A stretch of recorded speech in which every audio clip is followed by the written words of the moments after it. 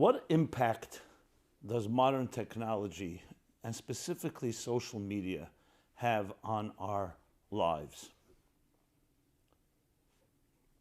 There's much talk about this, being that it's become such a all-consuming experience. What we will be discussing is the soul's social dilemma.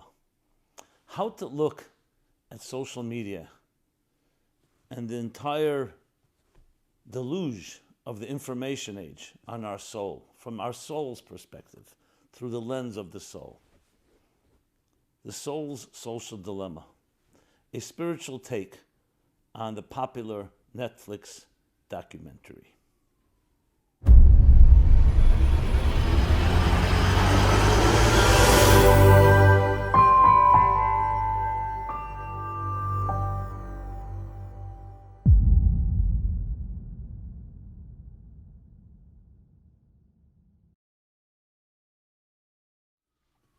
Hi, this is Simon Jacobson. I welcome you to the soul's social dilemma, a spiritual take on the popular Netflix documentary. This program is dedicated by Hillary Bar Markowitz in honor of her mother, Miriam Bat Leah. There's much talk about technology's impact on us and on our lives. For many, and for all of us in many ways, it's really been an advancement, a tremendous advancement in communications, work, leisure, how we interact with others. It's essentially eliminated time and space because you can access anything, anytime, anywhere. But what about the negative impacts? So there's much been written about it. Recently, we have The Social Dilemma's Netflix documentary. Some are commending it and lauding it. Some are criticizing it. But regardless, it's definitely a topic worth speaking about. Just look how our children are glued to their screens. Some call it addiction. Can addiction be healthy? Should we not be stimulating ourselves with outside entertainment or outside information and data? Second question, what about the propaganda, the misinformation, the disinformation, different people's agendas, how that's impacting us? And how about the footsteps we leave? That literally anything you search is recorded, and you will be then bombarded with types of advertisements or offerings that are directed to your interests. So, of course, there's a privacy issue, but there are other issues as well, which is what is happening to our lives. Are we in control of our lives, or someone else in control of our lives? So you have all the pundits and the experts and the psychologists and the tech lobbyists all weighing in on this. In the Senate, you have hearings of Mark Zuckerberg and Dorsey, Twitter, Facebook and Twitter, and the other tech giants who may be clueless or may be very clueful, however you understand it. But there's no question that self-interest comes into play. If someone's making a lot of money on the data that we provide them, they will try to exploit it to the fullest. How much is acceptable, how much is not acceptable. So we know there's privacy and there's cookies, and you can opt out if you wish. But it's not that simple. You want to use the benefits of technology, you more or less have to play by the rules of these entities that are not driven by a cause. They're not driven by a higher cause or your welfare. They're driven to make money. Now, obviously, they offer something that we feel is valuable to us, whether it's a search engine, whether it's a social platform, whether it's a way of communicating and expressing ourselves. So all that is being discussed. I am not going to repeat and go over and create a type of compendium of all the opinions. I would like to take a different approach. What, from inside out, what is our soul experiencing when it looks at all of this? I don't know if you've ever thought of it that way. Because usually we think of things in terms of how do we process anything, our experience, our minds, our hearts, our environment, our education. These are the factors that inform us of how we process. But have you ever looked at something purely from the eyes of your soul, of the innermost essential you? Now, obviously, to do that, you need to know something about your soul. I would submit, and this is the main thesis of this discussion, that we don't know how to look through the eyes of the soul. We could be trained to do so, which I will try to do here, that we look at through the eyes of the body. What does that mean? Obviously not the physical body, we have physical eyes. It means we look at things based on empirical and somewhat sensory and beyond sensory as much as we can reach. But most decisions are not based on what is best for you and your essential soul. It's often what you feel is makes you most comfortable, what will satisfy your needs, what will help you survive and thrive, in whatever terms you feel it defines thriving or success and so on. Help you make money, help you contact others, help to fill your time, help entertain you. Some of it could be very superficial and empty, and some of it could be very meaningful. You could very well be using technology to listen to watch, to interact with very meaningful experiences and knowledge. It's up to you. But who makes these decisions, I would say it's more or less our physical lens that we use to understand the physical world. But there's a whole other perspective. It's called the soul's perspective, and hence the soul's social dilemma. So let me describe it to you from the words of the mystics themselves. And it's quite fascinating and very refreshing for sure, giving us another perspective, but not a perspective from out there. I hope if I do justice to it, it will actually help you live up to the promise that you will see your life with a new set of eyes, with a new perspective, with a new look. A look that takes the bigger picture in mind, that takes you and your identity first, not that which is you're reacting to. Because that's the ultimate goal. Who are we? As I always point out, when someone asks you, who are you? Many people give you their business card. But then when you point out, 1 second, that's what you do, not who you are, they say, well, what I do has become who I am. Technology, modern technology, and social media included, has only amplified that aspect of often giving you an identity that may not even be completely you. Maybe it's fine to be a little shy, whereas on social media you can suddenly assume another identity. What the natural you would be like if it were not impacted by everyone around us. And let me make this clear. This doesn't mean we are isolationists. By nature, human beings are social creatures. And we need others.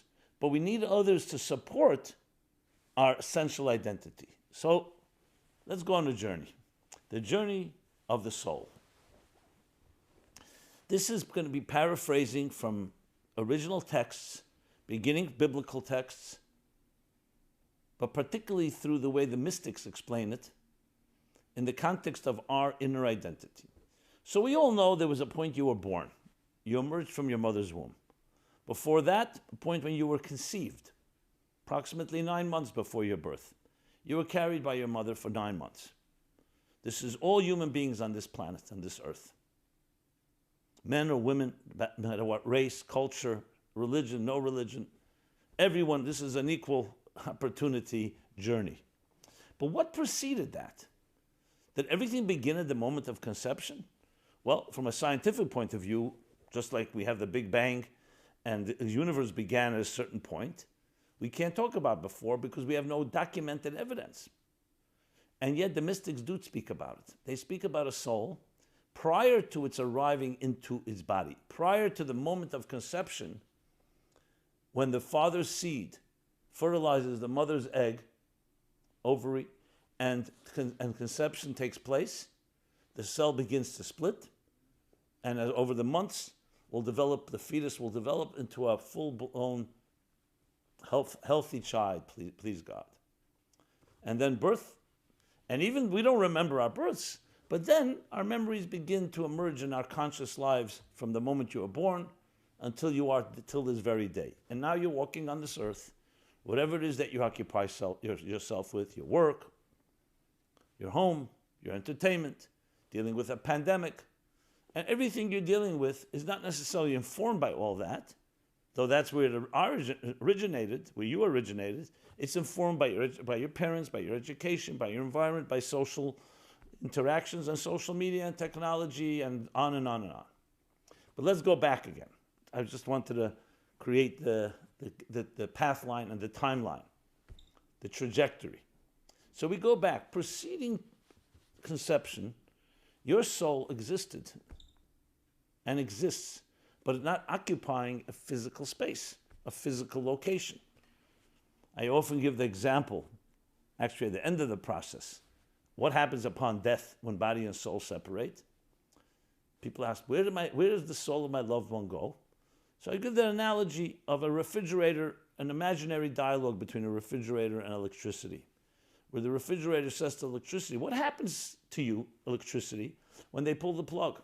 And the electricity incredulously responds, what happened to me? What happens to me? What a chutzpah, what nerve. You're a little box they just invented the last century or two. They figured out how to generate me electricity. They figured how to channel it inside this box called you, harness it, and you refrigerate food, which is great. And you're asking me where I go? I go back long before you existed. I go back to my natural place, which is not confined by your little box. In a place where electricity is beyond time and space as we physically know it. So look at it, and of course, when you think about it, of course that makes sense. But we're so familiar with the box, we think this is where it's at. So let's now go to the beginning of the process. This is after death. Beginning of the process is exactly the same thing as electricity before it entered a box. Upon conception, without going into the scientific and the spiritual dynamics of mechanics of how this works, conception, something happens that the electricity, I'm just using that as an analogy, the soul and its energy connect to a physical entity. At that point, it's minuscule, it's one cell, which will split, but that will be the essence of our DNA, not just our physical DNA, but our spiritual DNA. So this soul is some form of a spiritual entity which needs effort, needs contemplation to figure out and understand what it's like.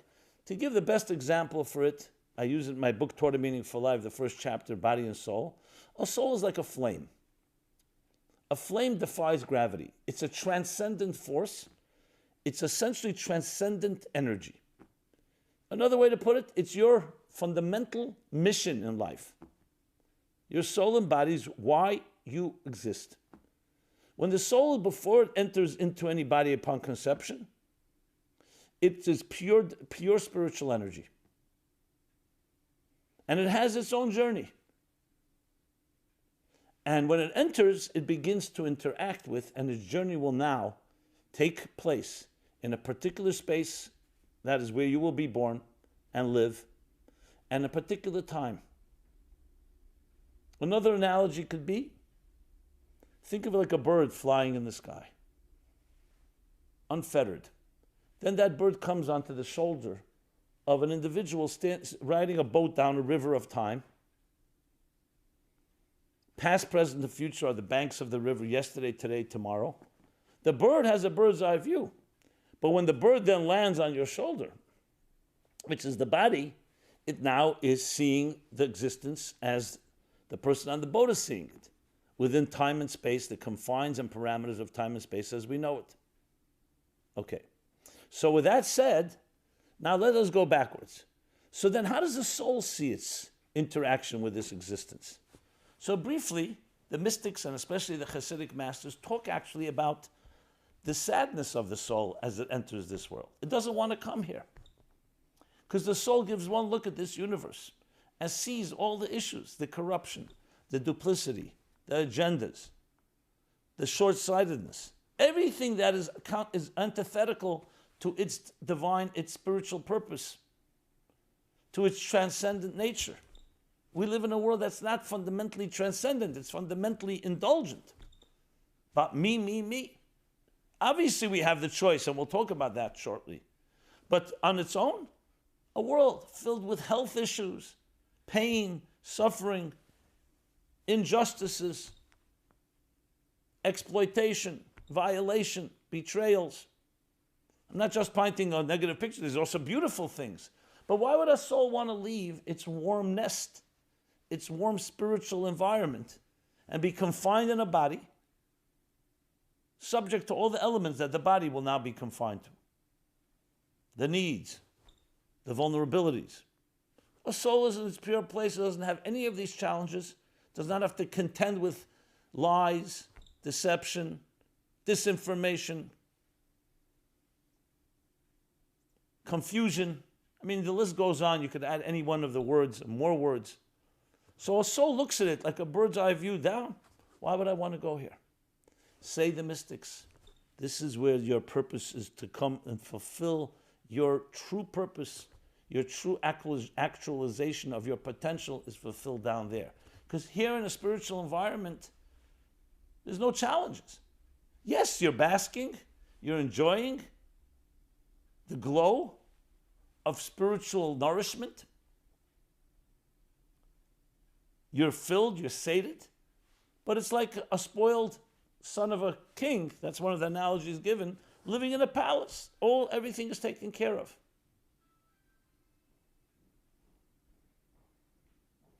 The purpose is to go down. It's called the descent of the soul into the physical reality. Now the soul is pained by it. But we're told in one statement, you must go. The soul is compelled to go. And of course, the soul being an obedient and dedicated servant to its purpose, it does not have the selfishness and ego of the physical world. So the soul, of course, listens. And ultimately be rewarded and realize, yes, it is the resistance and it's the darkness of this world that will bring out the greatest light of this soul. But it knows it's going to be a difficult journey. So the soul comes down like a flame, continues to have its transcendent nature, but now it has to contend with a wick. If the soul's a flame, the body's a wick, the physical world, which the gravitational pull draws it down. And the soul is now subject to the forces of this universe, gravitational forces, not just physical gravity, but all the things that seduce and attract and distract the soul from its true purpose. So there we have it. You, in this world, have two voices. One is your material, ego, physical voice, which talks about survival, instant gratification, pleasure, whatever it takes. And there's the soul's voice, which is much more subtle and often drowned out, which talks about, why are you here? Are you living up to your calling? Are you using your skills and resources to bring light to this world? Or are you part of the problem? Are you part of the problem or are you part of the solution? So young children, without going into a whole elaboration, actually are far more soulful because they've not yet been polluted and toxified by the world around them. Unfortunately, it will happen. Everyone will lose their innocence. If we have a healthy home and family and environment, we will have that, it will bolster and reinforce that spiritual vision of life, seeing everything through the lens of purpose and meaning and service and deeper long-term significance. But unfortunately, if we're not, then the toxins come far too early. We lose our innocence too early. Whether it's betrayals, whether it's abuse, whether it's violation, in some form of another, the lack of nurturing of the soul begins to recede. It doesn't disappear, it recedes. And what takes over is the environment. You have parents who teach you to be selfish. Parents themselves are selfish, project insecurities, you become an insecure person. It's hard for you to find healthy relationships. Whom can you trust? All these words, love, trust, truth, transcendence, which is the domain of your soul, it's in you, is beating inside of you, but it's not consciously prominent and dominant in your life. So the soul is pained even further. It cries. Like a child in a little corner being neglected, it cries for your attention. And the soul continues to have the perspective, that spiritual perspective. That will never change. It's just not being expressed. So how then does the soul look at this world? And looks now, okay, the 20th century, the birth of the internet at the end of the 20th century, the beginning of the 21st century. It looks at it just as it looked at everything till now, but now it's more magnified. Because social media, technology, social media, and other factors are taking more and more of our time and more of our energy. And if it's not being used the right way, it becomes more and more inundating and controlling of our lives. And others control our agendas. Look how money controls a human being. How do you think a soul looks at that? It looks at it very strange. What is this money thing? That money will not last the rest of forever. One day when your soul and body separate again, you cannot take the money back with you where your soul goes. And yet we're so consumed because we're consumed with the here and now. In the words of the Talmud, look, alas, how people will be completely controlled by temporary life and forego permanent life. We live for the moment, or for several moments. We think that our physical possessions and commodities, starting with money, is the most important measure. Many people think most important measure of success. The soul would laugh if it's not so sad. This is temporary, impermanent. It's not who you really are. So when the soul is dragged along on this vehicle called the body, so instead of the vehicle being guided by the captain, the soul, the captain is held hostage by our bodies and our physical needs, and is controlled and schlepped along, yes, dragged along into whatever we indulge in. The mystics talk about the sadness of the soul when it's compelled to energize a body and physical needs that are destructive, that hurt others, that hurt yourself. So what about social media now? So social media, from the soul's point of view, it's like, think of a child sleeping quietly at night. Everything is peaceful. And suddenly there's a crash. And then there's more than one crash. You're being bombarded and inundated with information from all different directions. What will happen? Besides being startled, we become disoriented and confused. The soul is confused by it all. Even though it may get used to it, but it's confused. Well, truth is, it never gets used to it. But it's confused by it all because all this is coming your way. And what do you need this information for? Is it helping you fulfill your deeper purpose? In most cases, you're ignoring the soul's perspective. So the soul indeed has a social dilemma. Now, in a healthy way, a soul thrives on interacting with others. Two people sit and study together, pray together. Then you have a synergy of a community all experiencing something transcendent. That's what the soul craves.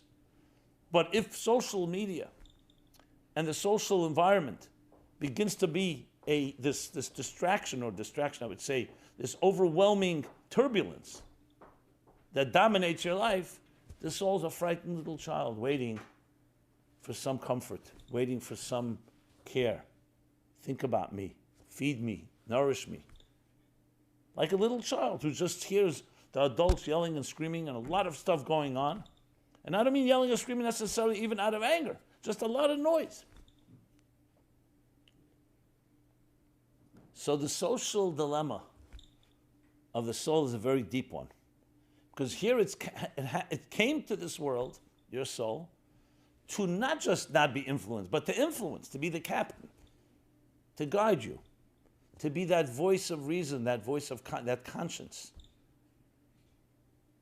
that love that brings the best out of yourself and out of everyone. But it's now forced to interact with and countered by very powerful forces. So the soul is troubled with that. But, and here's the good news, the soul never gives up, and therefore neither should we. It's always there. It will remind you. It will remind you through anxiety, through disorientation, through a certain sense of emptiness. Look at what the pandemic has done for many. When you can't rely on your usual comfort zones and security blankets, there's a certain deep emptiness. You know, how much can you entertain yourself? Many people have turned inward. Many people sense the vulnerability because all their schedules and plans have been disrupted. So they turn inward, and the soul is suddenly getting a little more attention. Now, some people, for the record, are spiritual people and feed their soul in a very healthy way on an ongoing basis. But that doesn't mean there isn't more to do. The good news is that the soul, your soul, has all the power, not just not to be influenced, but to harness all this technology, not just to live a life of asceticism, to harness it all toward the proper ends. And in a very interesting way, even your physical life, even survival, even that other voice, also wants the soul to control. But you need to make that effort. The ship wants a captain to direct it. So the soul, on one hand, all its fears were confirmed when it comes in this world, to this world, but then also it discovers, I have to dig deeper and reach more inward. And you know what you discover? Unbelievable powers and resources and skills and energy to illuminate and direct and harness all those forces around us, to use the technologies to help others. But this requires focusing on your mission. Let's go back to the soul and its mission. The seduction and the distractions of the immediate and of others is going to be very powerful. It's going to tug at you, and it tugs at you all the time. But you have equal amount of strength to resist and say, I appreciate your energy, but you know what? You need to be directed. You're the box. You're the vehicle. But this vehicle has to go to somewhere. So the soul's social dilemma is, what do I do? How do I change the course of my life? And the answer is you take control. You start by doing things, small things. Start with saying Moda'ani in the morning, which is that one-line prayer that says, thank you for returning my soul to me. My soul. Thank you for giving me a mission, for renewing my mission. Remind yourself of this throughout the day and see the rest of your life, whatever it may be, all the details, including survival, eating, sleeping, dressing, grooming, social interactions, all as ways and methods, spokes, if you wish, connected by the hub of your soul and its direction, its mission statement. Well, that's how you begin. Doesn't mean it has to be perfect. It doesn't mean it has to be all-consuming. It means you step by step. The shift is a qualitative one. Look through the eyes of the soul. How does your soul see the world around it? How does it see all the information revolution, the social media revolution? How does the soul see that? So the more you study, the more you become aware of your soul, the more you'll be able to see it that way. And everything changes. It's like, whoever said this, I'm not sure who coined this. We're not physical beings on a spiritual journey. We're spiritual beings on a physical journey. That's a fundamentally different way of looking at things. Some of the mystics put it this way, that the material world is like a husk. Husks, shells, containers. So an orange has an orange peel, as does a potato, as does an egg, have a shell. Different fruit. But there's a fruit within. What are you focusing on? Are you living on the shell, on the peel? Or is the peel there to protect and express the fruit within? Everything in life, you can ask that question.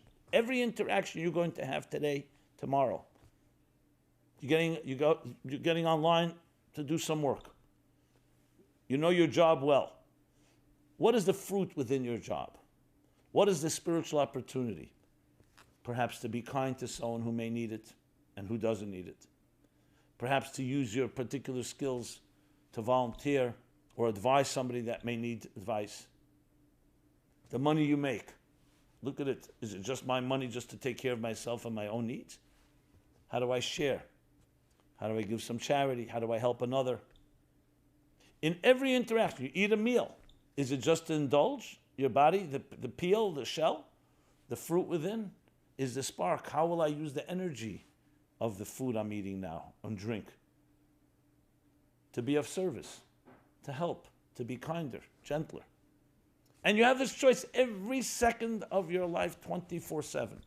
Because the soul is right there, sent on this mission,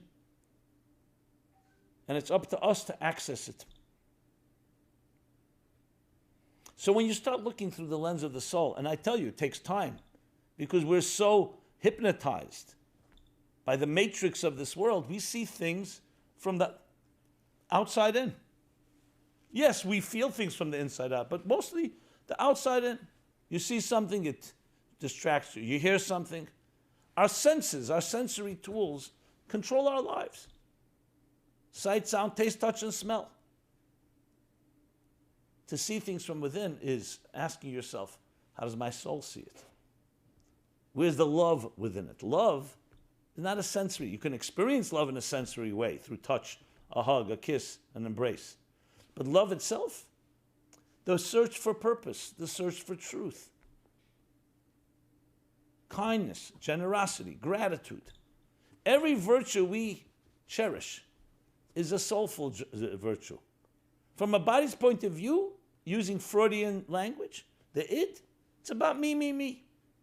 Yes, I'll follow some rules, ego, superego, red lights, green lights. So things we should coexist and not kill each other. But it's all about me. The soul's perspective, it's not about me. There is no me. All I am is here to serve a higher purpose. These two now have to find a way to make peace. And the soul is the more intelligent one.